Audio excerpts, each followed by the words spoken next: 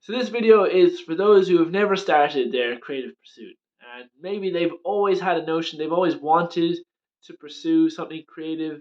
Maybe it's photography, maybe it's filmmaking, maybe it's poetry, but they've never actually done it, right?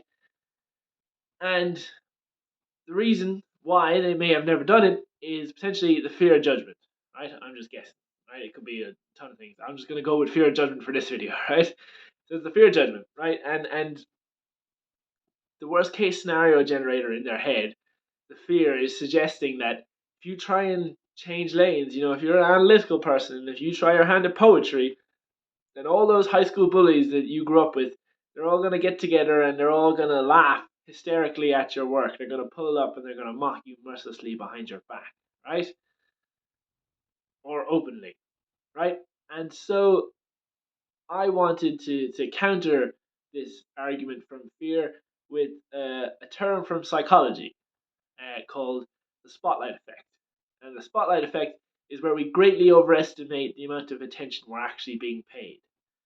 Right? So, for example, have you ever come away from an interaction and asked a friend who was also in the interaction, like, "Oh my God, was I way too loud? Was I way too rude?" And they go, "No, no, you weren't."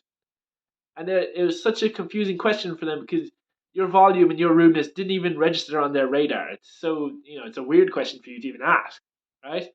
Or, for example, let's say you come away from a meeting and you say to your colleague, "Oh my God, I'm so mortified that I said chicken instead of tuna. I'm so embarrassed." Right? And then your colleague goes, "Did you?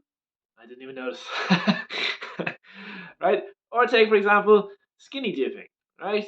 That you're probably terrified because you think everyone is going to be looking at your imperfections and point out your flaws, but the truth is that everyone's in the same boat. Everyone is so preoccupied with covering their own imperfections and their own flaws that nobody's actually really paying attention to you.